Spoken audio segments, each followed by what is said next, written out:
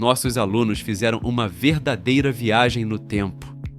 2 momentos especiais marcaram as turmas do 2º e 3º ano. No 3º EF, a turma mergulhou em um trabalho de história cheio de criatividade e conhecimento.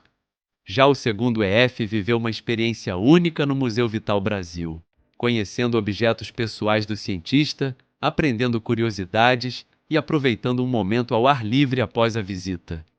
Quer ver como tudo aconteceu? Assista até o fim e conta pra gente qual momento você mais gostou.